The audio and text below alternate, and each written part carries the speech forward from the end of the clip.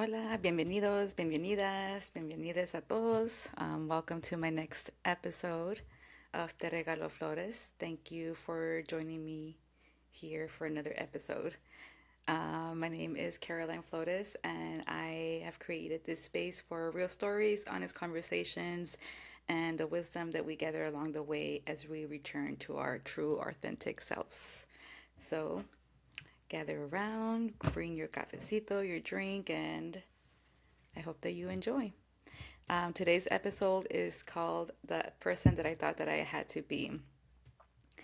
I think that for many of us, we spend years becoming the version of ourselves that we believe will be accepted, loved, rejected, or simply safe. And sometimes that looks like becoming the responsible one, the people pleaser, the perfectionist, the caretaker, the achiever, the strong one, the independent one. Um, and somewhere along the way, we begin to confuse those roles with who we actually are. And so today, I wanted to share a little bit about that person that I thought that I had to be, and how I'm still coming home or learning how to come home to myself.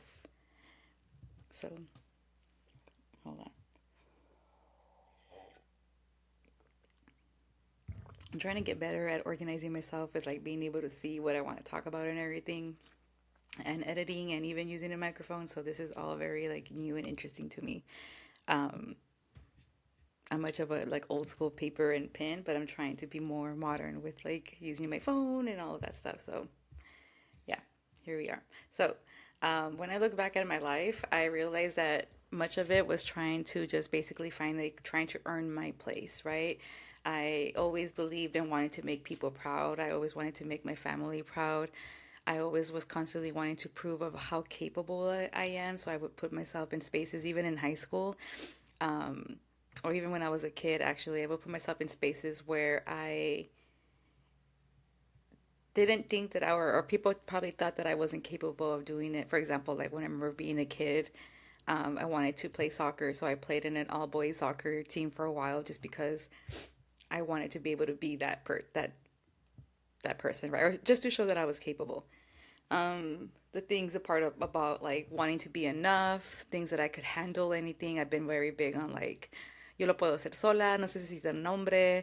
It's kind of like a funny thing along the time, right? Of like that, it was just more of like being that independent kind of girl, right? Um, but looking back now, I don't think that anyone ever handed me a list of expectations.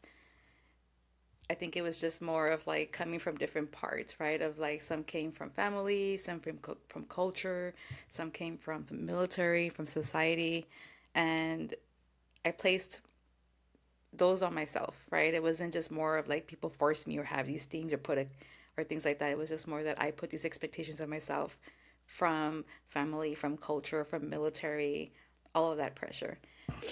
As a Chicana, I learned that being strong was something to always be proud of, as far as like working hard, sacrificing, taking care of others, not complaining, no se esté quejando, right? Like, be grateful what you have, and don't be complaining for what you don't. Putting family first. Those are very beautiful values, and they continue to shape who I am. But somewhere along the way, I began to believe that my worth only depended on how much I could carry. And most of the things that I was carrying weren't for me, but it was more so for other people. Um, and so I started to, that became my identity over time. Like I started to just kind of like start showing up for people. Like I joined the military partly because I wanted to bring some income to help my family out, right? Like I would put myself in these different situations just for the better of other people. But along the way, I wasn't asking, like, what do I actually want? And is it okay for me to ask, what do I actually want? And not what everyone else needed, not what looks successful. And I talk about this time and time again is that, sometimes we get so caught up in like what's benefit for others or like what's best for people or family or partners or kids or careers. And at the end, it's like there's really sometimes like nothing left in the tank for yourself. Constantly, when I ask people, like, who are you outside of this role? Or, what is it that you want if you weren't thinking about A, B, and C. And sometimes people really get stuck in that question of like, I don't know. I don't even know what I am or who I am. And that's okay. There's nothing wrong with that because along the way you start to discover like, hey, maybe I did stop thinking about what I like to do outside of like family, right? Or outside of like my career or the military. And maybe it's time for me to be a little bit selfish with that piece. And there's nothing wrong with that. With that role of just kind of like putting others in front of ourselves or whatever other people need, we start to to wear these masks, right? Like we put up a front is what I used to say. I'll still do. And I realized that I used to wear a lot of those masks. I wore a mask as a soldier, as a helper, as a daughter, as a mom, as a sister, as a therapist, as a friend who had it all together, as a woman who kept pushing even when she was exhausted, as a woman who was never exhausted and she still was resilient and got it and kept going. All of those roles, and those roles are not bad. Like I really do believe that like those are some superwoman powers, right? And I think that everybody is capable of all the things that you want to, and carrying all of that too. It's like, yeah, I'm very strong that I can do and I'm capable of all of this. Like I'm a high achiever, I'm a high functional, right? High functioning at that. So yes, I can carry a lot of those parts, but with time those parts just become masks because that's the expectation that I put or that others have put that had to be who I am. And they're all parts of me. Again, they're all parts of yourselves. They're all parts. There's no shame. For the longest time, I would shame myself when something didn't happen because I thought that I wasn't good enough as everything, as the daughter, as the mom, as the friend, as the sister. For the longest time, I would beat myself up when something didn't happen the way that I thought it was going to happen or whatever. If something fell out right was because like I would put this high expectation that I was supposed to show up perfect, and there's no such thing. So with time, I think, and just with the military experience and just being in so much survival, I think in my life, I started to lose a lot of these parts of myself, and I started to like forget that I wasn't that I had to take care of myself. I didn't even think that I knew who I was when I was kind of spiraling constantly was because I was still focused on let me get better or let me do this for those people for the military to go back and all of that stuff. And it took me a while to recognize that like these were just roles, but it wasn't something that I just had to be. Like I used to be very fixated again on like perfectionism of like I had to show up perfect. I had to be this. I had to show up as like somebody that had it together, and I wasn't able to show anything weak. But when I did, I was either shamed upon or I shamed myself. And that took a lot, right? That's when I started to feel disconnected with myself, and I started to feel disconnected with life in general. And sometimes I think when I was in the military, and I remember reflecting back in my second deployment of like, is this really what I want? I had just signed up for the next 6 years, right? I had just kind of raised my right hand, renewed my re-enlisted and all of that stuff. So I was already entering my new 6 year contract. And I just remember I couldn't find that happiness of like how it used to serve me before, of like feeling like I was doing something purposeful, or that this was part of the career that I envisioned myself. Like I started to think different of like, I don't know if I can continue doing this for the next 6 years. I don't know if I can continue doing this for the next year or month. And it was just hard because I'm like, is there something wrong with me for wanting something different than what I thought that I wanted, right? Like I would fake the funk so much of just being in the military towards the end was because I think I was just trying to like fit myself into a box that I knew that was not for me anymore. And it was hard. It was hard because for the longest time I really did see myself as, doing 20 years in the military and retiring and like all of that stuff. And it's funny because this year would have been 20 years of me retired. Like I would have retired if I would have still stayed in. And I see my two army best friends, like shout out to you guys. They just retired and they just did their 20 years, and I'm super proud of them. And it's just like crazy to see like they're the last two standing from the group, right? And I'm proud of them. But I don't know that I would have done the 20 years like now that I look back, because I think I was just so unhappy. But I really wanted that. And sometimes I do, like, me pega la nostalgia, like, I do, like, reminisce and, like, and I think about it, and, like, I do miss the camaraderie and the people and everything. But I don't know if I would have still continued serving at that because it's a different podcast episode. We'll leave that at that. Um, so when I started to, kind of learn about myself, and that's when I had to go to therapy and discover what that even meant or what that looked like. It's been a long journey with that piece, but like it wasn't about becoming a brand new person. I think in the beginning, I thought that I was like, okay, I'm gonna go this and I'm gonna change it and I'm gonna go right back to like what I wanted, right? Like I was so in the control mode of like what I thought was best for me. Um, when and like healing isn't about, oh, and I also see that a lot with people too. Like they come in wanting to fix a problem or fix themselves. It's like, oh, I just want you to help me fix me or whatever. And it's just like, okay, but this is like a lifelong process. It's not just something where you can go like wham and bam and you're gonna be like, hold, like put a wand and then just change. Cool, right? Like love that idea. And those little possible changes can happen, but we're always wanting like fast results. Like something about us and our people is like we just want to have like fast results of becoming you, and it's just kind of like very vain and very superficial that only lasts for so long. I know because I used to operate from that many times in many ways of like, let me just go do this and let me just go do that. And it's going to fix me. It's going to make me happier. It's going to make me this. And then, like, yeah, it brought me some kind of joy or happiness in the moment, but it didn't do it long term.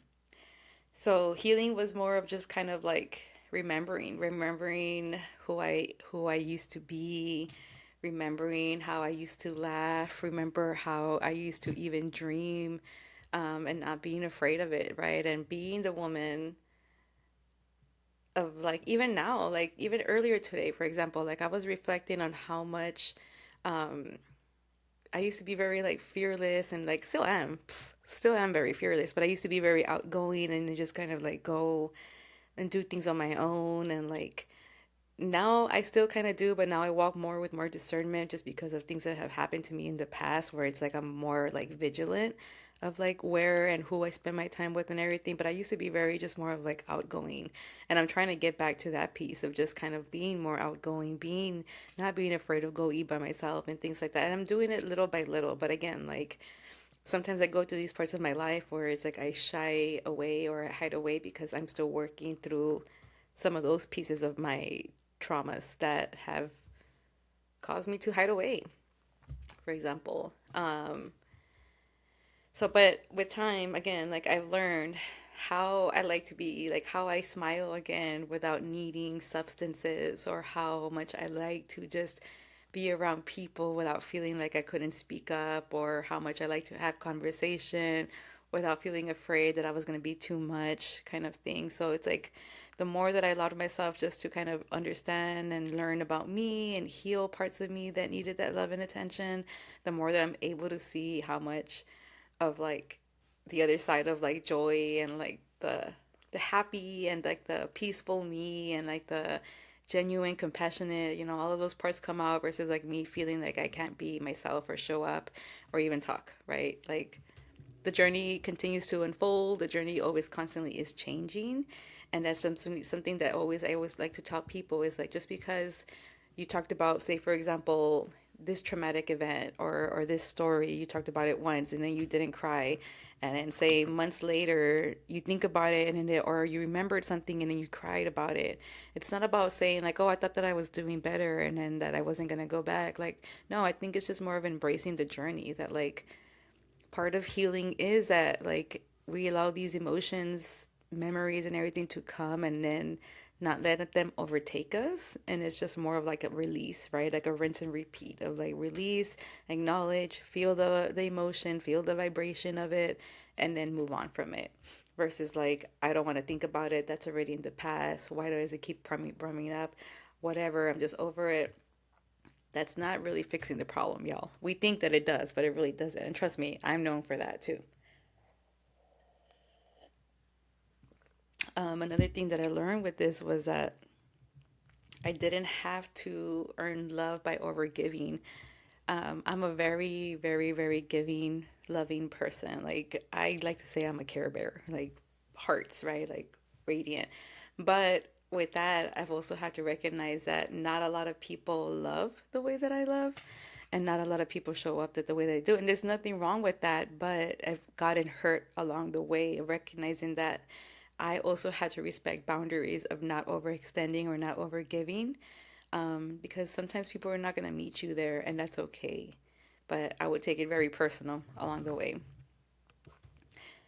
My favorite is another thing about rest is that it's not considered laziness, and that's another conversation that hopefully I get to have with you guys soon about rest is liberation and resistance and how much it's not lazy, but because we've been conditioned and because of we come from, generations of hustle and work, work, work, and be successful, we see it as like sometimes taking a nap is lazy, or I shouldn't have done that, or like, oh, I could have done this. But it's like we're not machines, guys. We are supposed to be enjoying life and resting as much as possible. It's the systems around us, it's the people, it's the governments, that the capitalism, right? All of that stuff that makes us feel like we're worthy because they want more of us at that.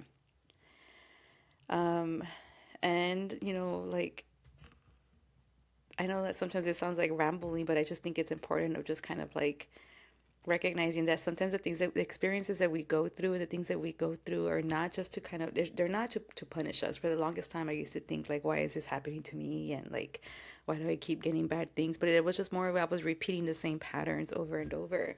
And yeah, some of those lessons that I had to repeat constantly were not fun and something that I never wish people upon, even the people that I don't vibe with or whatever it may be. But for whatever reason, those lessons had to happen um, the way that they did.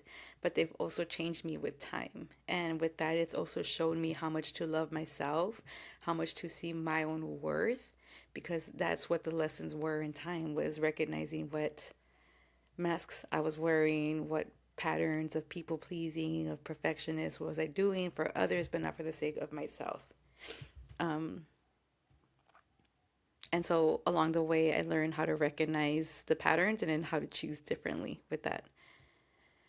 So, a reflection that I wanted to give for you all today was I wanted to leave you with a few questions. Um, who do you think that you had to become to feel worthy? Like, who did you think that you had to be? Who do you still think that you have to be to in order to be considered worthy? What does worthy even mean to you? What roles have protected you? Like what roles of, for example, for me, role of being um, the responsible kid, right? Or the kid that didn't ask for much because she was responsible, the one that didn't have to worry about the soldier that can multitask and take care of others along the way too. And they protected me because it was taking care of others, so then therefore I felt needed along the way. Which one of those roles still feel true to today, right? And do you give yourself permission to try to maybe revise or change those roles, or maybe redefine those roles? Just because you're a parent, it doesn't mean that that's your only thing, but maybe you can change your roles as a parent to try to fit in better with communication with your kids, for example.